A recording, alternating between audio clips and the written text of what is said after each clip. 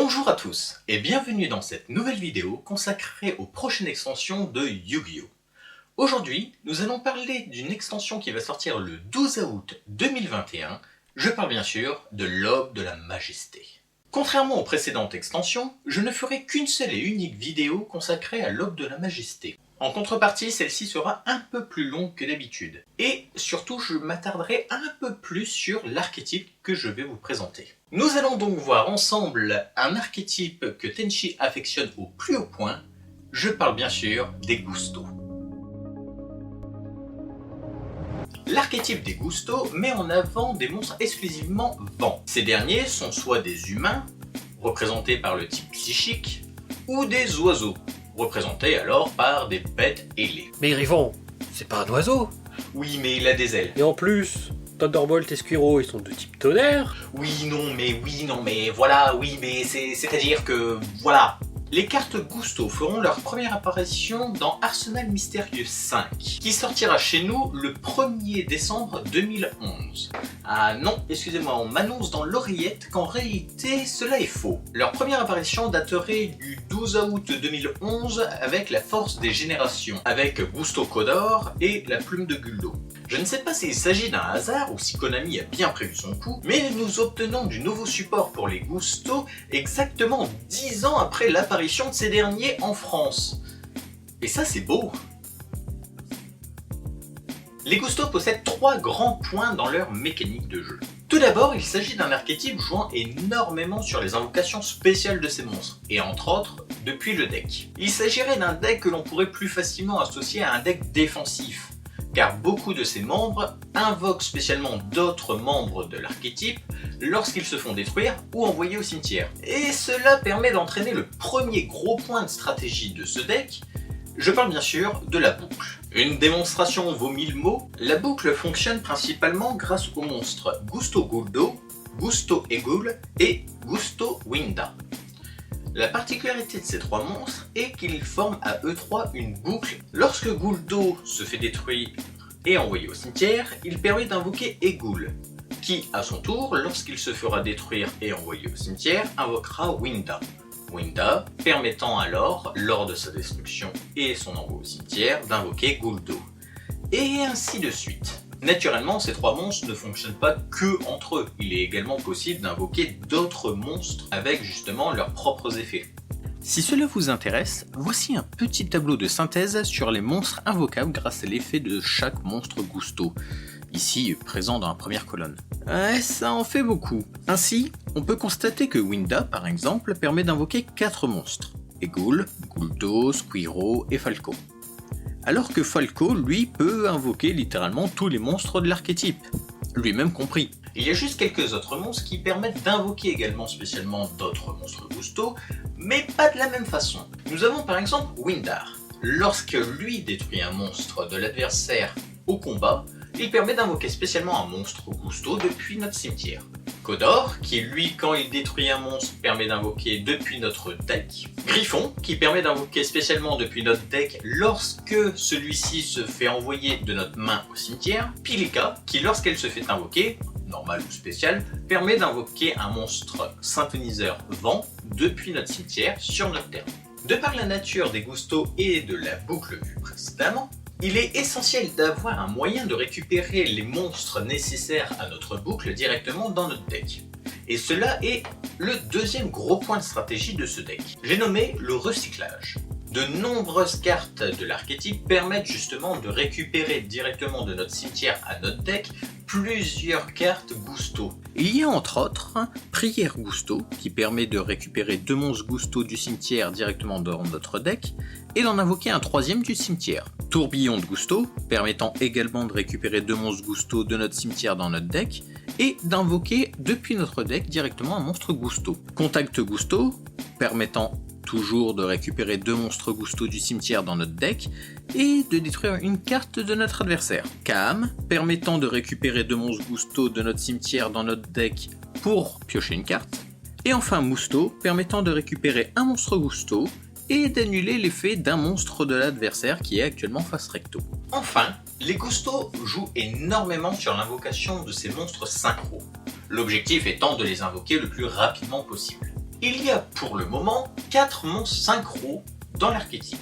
Le premier, Daigusto Falco, permettant, lorsqu'il est invoqué, d'augmenter l'attaque de tous nos monstres Gusto de 600 points d'attaque. Daigusto Hegul, qui permet de détruire une carte face cachée en bannissant un monstre de notre cimetière à la fin de notre tour. Bon, ces 2 premières synchros sont sympathiques, mais ils n'ont pas autant de synergie avec l'ensemble du deck que les 2 suivants, qui sont Daigusto Guldo, qui lui permet de détruire un monstre face recto en renvoyant 2 monstres Gusto de notre cimetière dans notre deck, permettant ainsi de faire notre recyclage. Et enfin, la synchro de niveau 6, qui est littéralement le boss monster de ce deck.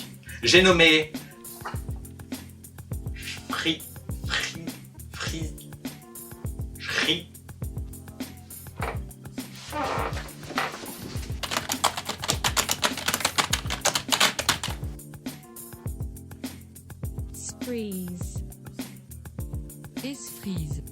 Donc Freeze. Pourquoi est-elle littéralement le boss monster de ce deck? Eh bien pour 3 raisons très simples. D'un, elle peut pas être détruite au combat. Je pose ça là. De 2, lorsqu'elle est invoquée par synchro, on peut récupérer une carte Gusto depuis notre cimetière à notre main, aussi bien magie, piège que monstre. Et surtout, tant qu'elle est sur le terrain, tous les dommages de combat que l'on doit se prendre avec un monstre Gusto sont transférés directement à notre adversaire. C'est avec elle que tout le deck Gusto et ses mécanismes prennent tout son sens. Il faut savoir que les monstres Gusto, même pour l'époque, sont plutôt faibles en termes d'attaque et de défense. Et cela est parfaitement voulu. Lorsque l'on possède Freeze sur le terrain, notre objectif est alors d'utiliser la puissance des monstres de l'adversaire contre lui-même. Grâce à la boucle vue précédemment, si notre adversaire s'acharne à détruire nos monstres en les attaquant, il finira soit par se faire perdre tous ses points de vie, soit il lui en restera déjà plus énormément de toute manière.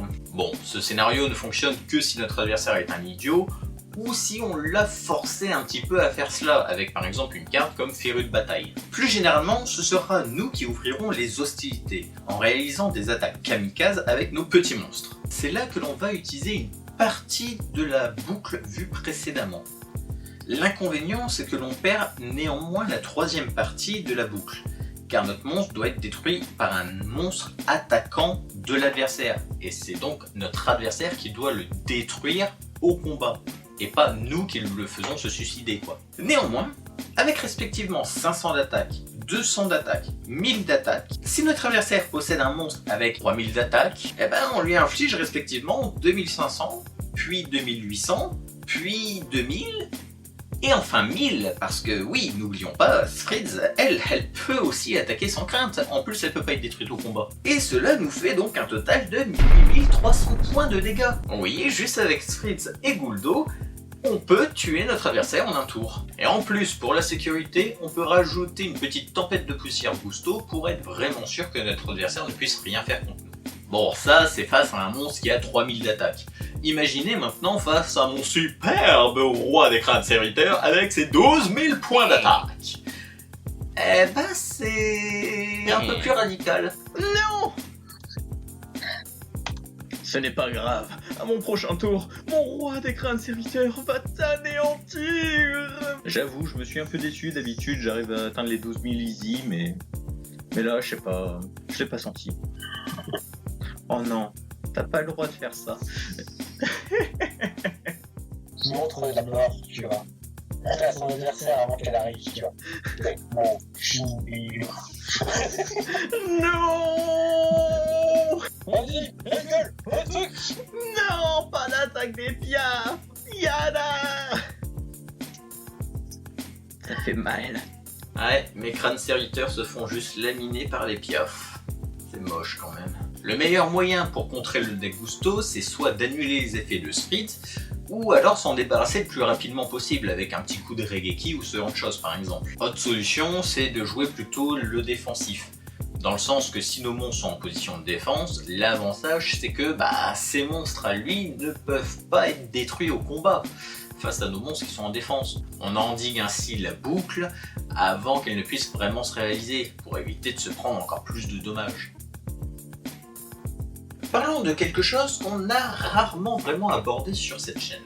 Parlons un petit peu de ruling. Il faut savoir que les Gustos souffrent d'un problème au niveau des rulings, et entre autres, cela concerne deux monstres Gusto très spécifiques. Il s'agit de Gusto Falco et de Gusto Guldo. Leurs effets d'invocation se déclenchent lorsque cette carte face recto sur le terrain est envoyée au cimetière, et lorsque cette carte est envoyée depuis le terrain au cimetière. Ces conditions prennent en compte la quasi-totalité des cas, où nos monstres sont envoyés du terrain au cimetière. C'est-à-dire la destruction au combat, par les effets, ou peu importe. Cependant, contrairement à ce que l'on pourrait croire, ce n'est malheureusement pas aussi simple que ça. En effet, il faut savoir que dans Yu-Gi-Oh!, le ruling est extrêmement précis. Chaque mot et chaque ponctuation est extrêmement important. C'est eux qui définissent le fonctionnement même de la carte en fait. Ici, ce qui pose problème, c'est le terme de lorsque. Le terme lorsque implique que l'effet ne peut se déclencher qu'au moment où la condition est respectée. Ici, quand les monstres sont envoyés au cimetière. Cependant, cela entraîne que ça doit être la dernière action qui a été réalisée. Prenons un exemple pour bien vous faire comprendre le problème. Si les monstres sont détruits au combat, ou par un effet de carte comme Regeki, alors la dernière action qui aurait été réalisée est la destruction de ces monstres, et donc leur envoi au cimetière. Leur effet peut alors se déclencher sans aucun problème. Prenons maintenant l'exemple d'une invocation synchro. Soyons honnêtes, c'est la base du deck, donc des invocations synchro est absolument logique. Si l'on réalise une invocation synchro en utilisant l'un de ces monstres, le déroulement est le suivant. D'un, on envoie les monstres au cimetière. De 2, on invoque le monstre synchro. La dernière action n'étant pas l'envoi au cimetière, mais l'invocation du monstre synchro, l'effet ne peut donc pas se réaliser. Nous sommes dans le cas d'un mistiming.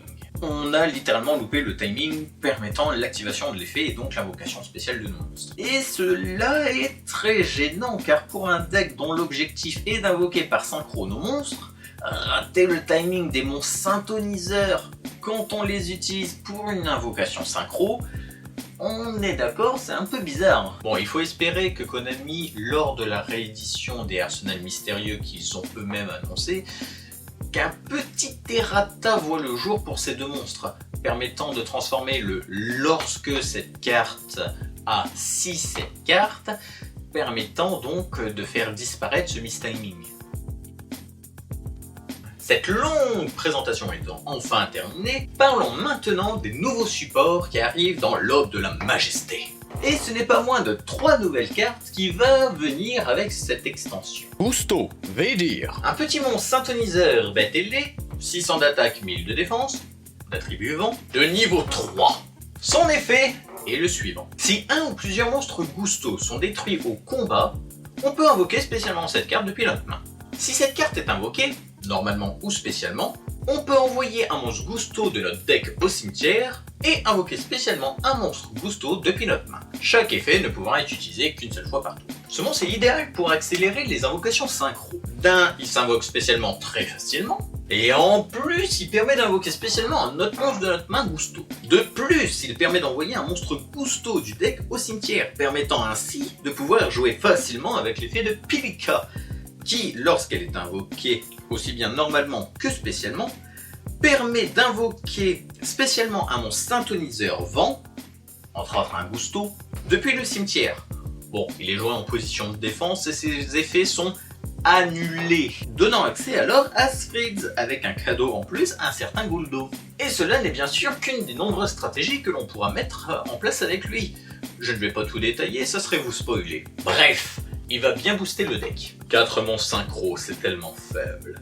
Et si nous passions désormais à un total de 5 monstres Gusto? Eh bien, l'Aube de la Majesté a exaucé votre vœu. Hey Gusto, la plan Pilika. Un monstre synchro, 1900 d'attaque, 2600 de défense. Psychique, vent de niveau 6. Pour l'invoquer, un monstre syntoniseur et au moins un monstre Gusto non syntoniseur. Ses effets sont les suivants. Premièrement, on ne peut en invoquer une spécialement qu'une fois par tour. Si elle est invoquée par synchro, on peut invoquer un Gusto depuis notre main et un Gusto depuis notre deck. Leurs effets sont annulés et on fait une synchro avec. Mais que avec ces deux monstres-là, je précise. En contrepartie, on peut invoquer spé que des monstres vent.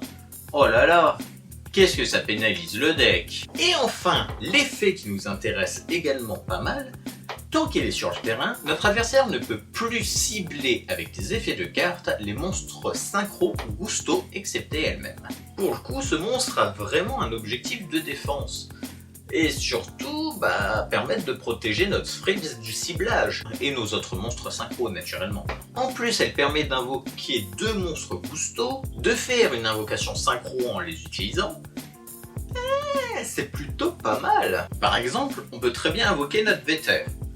Par son effet, on peut envoyer par exemple Gul'do du deck au cimetière et invoquer spécialement notre Pilica. Par son effet, on invoque spécialement notre Gul'do et on réalise une invocation en synchro de niveau 6.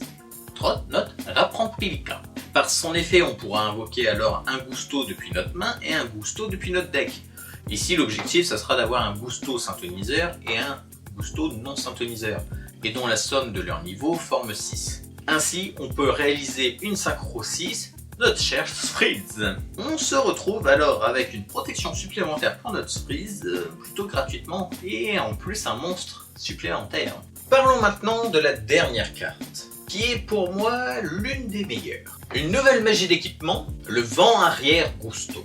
Tout d'abord, on ne peut équiper qu'un monstre Gusto avec cette carte. Tant que le monstre est équipé de cette carte, il ne peut plus être détruit par les effets de carte de l'adversaire. En fonction du niveau du monstre équipé de cette carte, nous bénéficions de 2 effets différents. Si le monstre est de niveau 4 ou moins, on peut invoquer spécialement depuis notre deck un monstre Gusto de type différent. Pour faire simple, s'il est psychique, on invoque un bête ailé, s'il est bête ailé, on invoque un psychique. Bon, ou alors on peut partir sur les tonnerres, c'est vrai. Mais bon, s'il est de niveau 5 ou plus, on peut invoquer spécialement un monstre de niveau 1 synthoniseur depuis notre deck. Chacun de ces 2 effets peut être utilisé une fois par tour. C'est-à-dire que si on a 2 magies d'équipement, on peut utiliser les 2 effets. Enfin, on peut bannir cette carte de notre cimetière et nous défausser d'un monstre vent pour aller chercher une magie au piège Gusto depuis notre deck et l'ajouter à notre main. Alors, immuniser contre la destruction par les effets de cartes. Invoquer spécialement un monstre de niveau 1 synthoniseur. Équipé à Fritz, c'est plutôt pas mal. Il est simplement dommage que l'on ne puisse invoquer que un seul et unique monstre lorsqu'on est dans le cas du 5 ou plus. Je parle de Egul. Soyons d'accord, je ne parle que d'un deck entièrement consacré au Gusto. Je ne parle pas de mélange hybride avec d'autres archétypes, mais juste un pur Gusto. Pour un pur Gusto, une carte qui dit littéralement invoquer un seul et unique membre de l'archétype, ça fait un peu pauvre. Il faut voir que Egul est le seul monstre synthoniseur de niveau 1 de l'archétype. C'est un peu dommage qu'ils ne l'ont pas plutôt dit, je sais pas, 3 ou moins par exemple, permettant de faire notre petite boucle qu'on a vue précédemment. Néanmoins, il est très clair que lorsque c'est équipé un monstre de niveau 5, l'objectif est d'invoquer Egul pour pouvoir accéder directement à Fritz. Et c'est uniquement l'objectif de cette carte. En plus, comme on aura fait une synchro en utilisant le monstre équipé, l'objectif sera ensuite de bannir la carte et se défausser d'un monstre Gusto pour pouvoir aller chercher une magie ou piège de notre deck à notre main. Cela peut permettre d'accéder une nouvelle fois à l'effet de Pilica, ou encore mieux, à utiliser l'effet de Griffon. Car je rappelle que l'effet de Griffon, lorsqu'il se fait défausser de la main au cimetière, il permet d'invoquer spécialement un monstre depuis notre deck. Donc c'est plutôt pas mal. En plus, dans le cas d'un monstre de maximum niveau 4, il nous permet d'accéder à n'importe quel synchro quasiment. L'objectif sera d'invoquer tout simplement, si on a un synthoniseur, un non-synthoniseur, si on a un non-synthoniseur, un synthoniseur, et ainsi former une synchro, généralement Fritz quand même. Elle est littéralement là pour prévoir dans quasiment la totalité des cas de réaliser une invocation synchro. Et c'est plutôt pas mal. On peut invoquer des monstres synchro en très peu de temps grâce à celle-ci, et en plus elle bénéficie d'une bonne protection pour nos monstres. Cette carte va très vite devenir un indispensable, soyons honnêtes. Cette vidéo est terminée, merci d'avoir regardé jusqu'au bout. J'espère que ce petit format un petit peu spécial de ce qui nous attend dans Yu-Gi-Oh vous aura plu. Cette fois-ci, j'ai vraiment voulu me consacrer entièrement à la présentation des Gusto. Je ne suis pas rentré dans les détails comme par exemple leur lore qui est extrêmement intéressant, mais qui pourrait peut-être faire l'objet d'une prochaine vidéo, ni même de la présentation de tout le deck. Tenchi pourra s'occuper de vous présenter son propre deck. Mon objectif était juste de vous montrer la base des Gustos et un petit peu leur mécanique autour. C'est un archétype que j'apprécie tout particulièrement également, et c'est pour cela que j'ai voulu faire une vidéo un peu plus consacrée sur eux. Surtout que l'Aube de la Majesté était une occasion parfaite pour vous présenter aussi bien l'archétype de base et les nouveaux supports justement. En tout cas, si cette vidéo vous a plu, n'hésitez pas à laisser un petit commentaire, n'hésitez pas à faire vos retours aussi sur les choses positives et négatives de cette vidéo, et je vous dis à très bientôt pour l'ouverture de l'Aube de la Majesté. Et oui, encore une vidéo d'ouverture. Nous avons trop d'argent, que voulez-vous? Mo ho ho! Sur ce, je vous dis à très bientôt, à plus!